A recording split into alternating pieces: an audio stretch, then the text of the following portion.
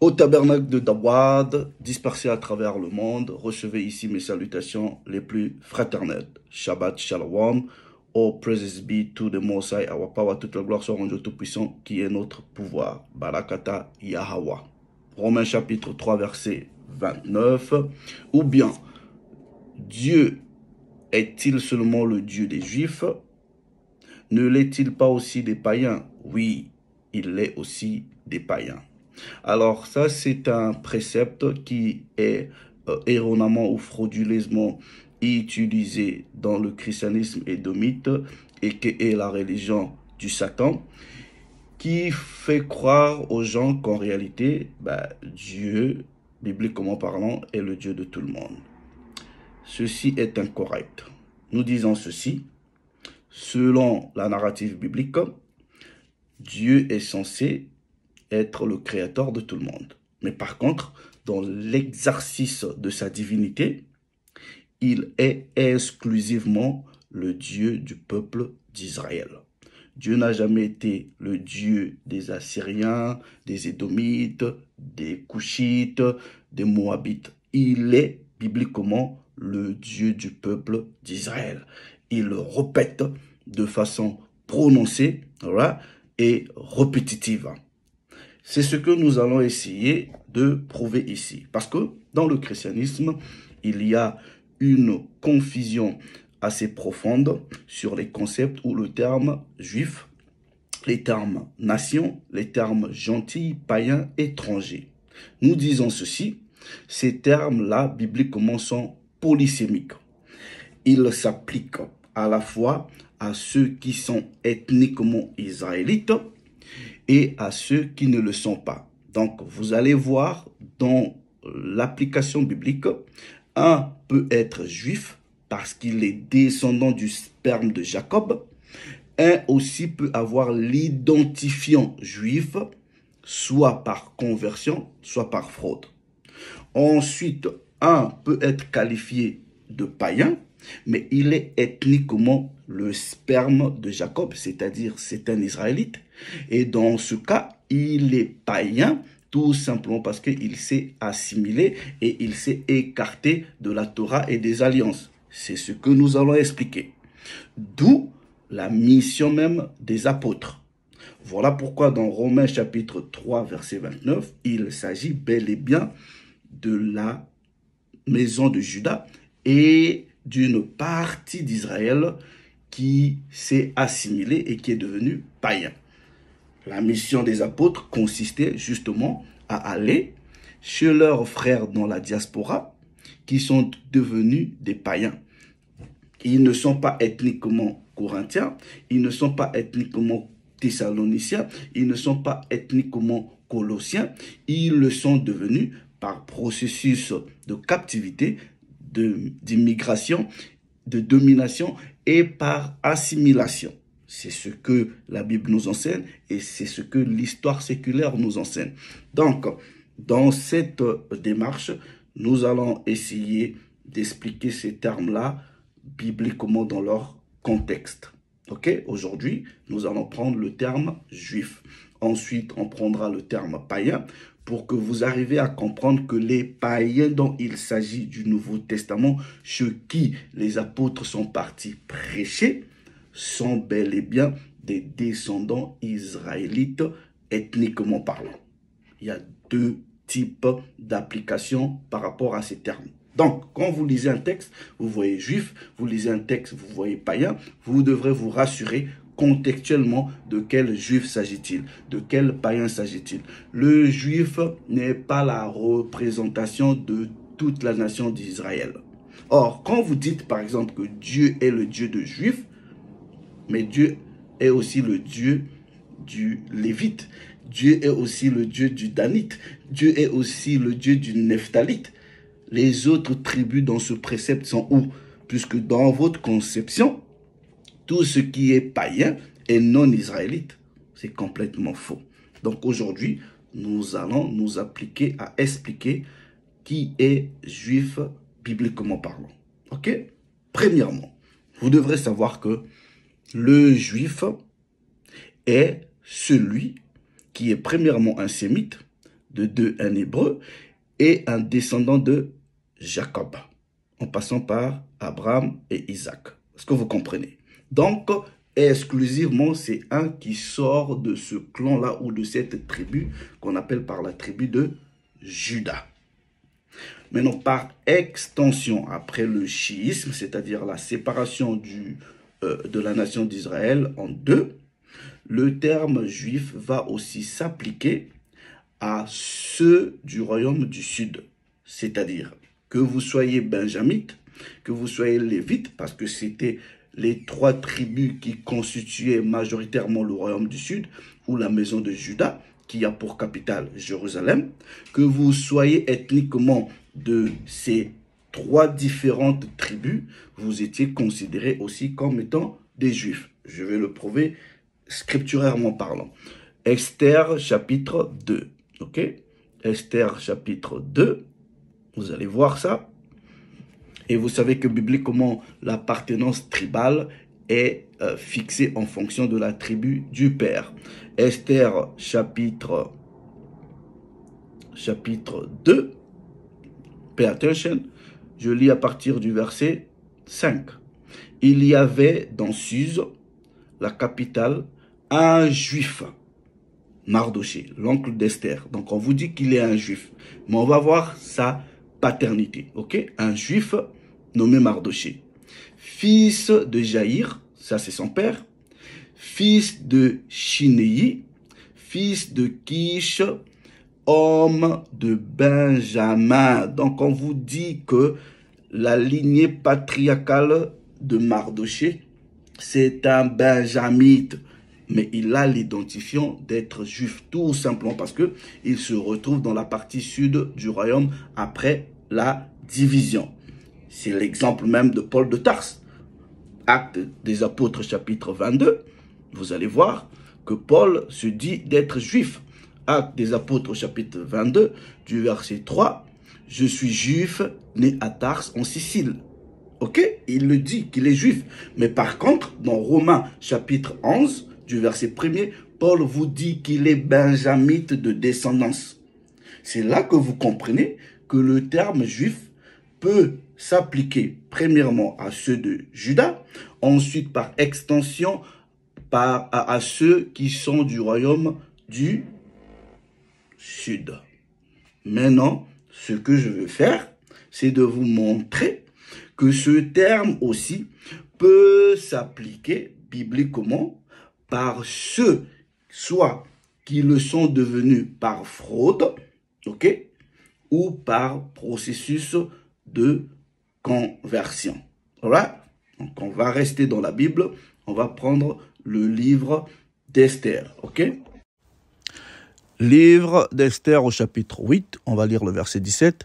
Dans chaque province et dans chaque ville, partout où arrivait l'ordre du roi et son édit, il y eut parmi les Yéhoudines ou les Juifs, ok, de la joie et de l'allégresse, des festins et des fêtes. Maintenant, regardez la différence entre un Yéhoudine ou un Yéhoudi, c'est-à-dire celui de la tribu soit de Juda ou celui du royaume du sud ou de la maison de Juda, avec le faux juif, soit par conversion, soit par fraude. Ok?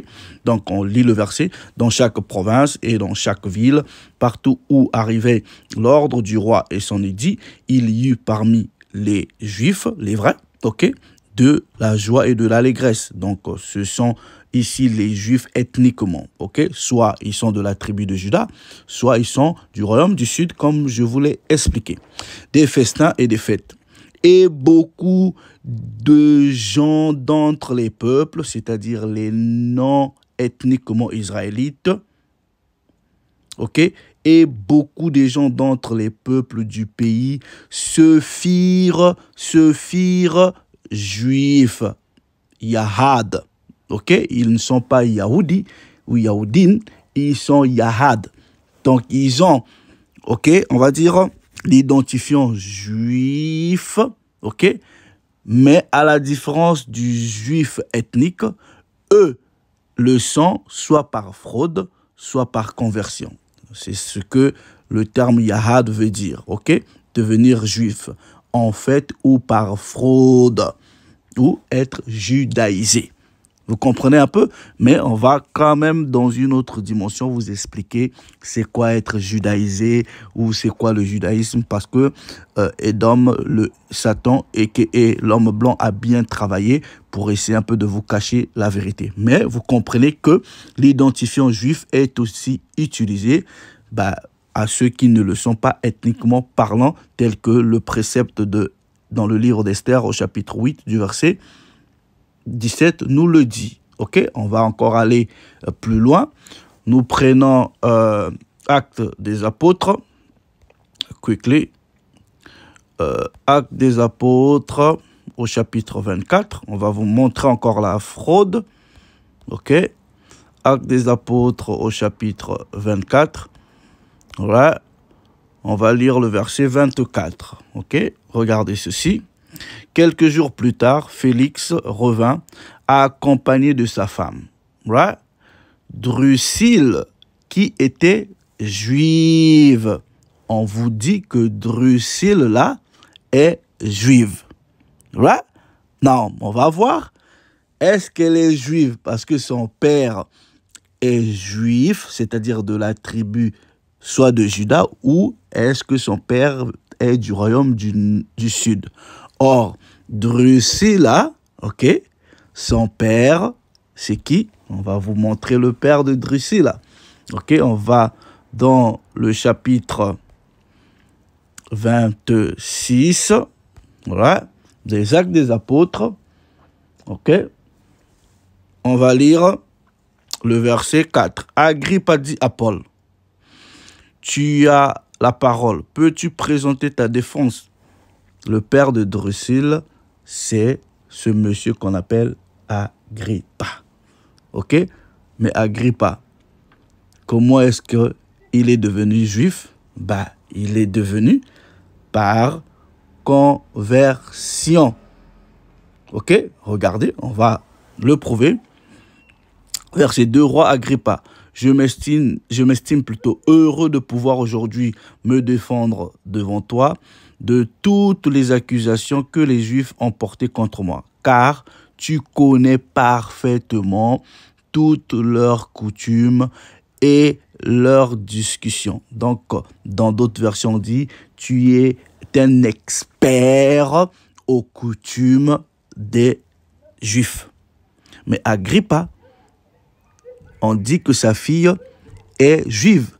Donc, ce qui fait de lui, normalement, s'il était juif, il devrait être soit ethniquement de la tribu de Juda ou parmi l'une des tribus du royaume du sud. Or, Agrippa est un édomite, un homme blanc, un fraudeur.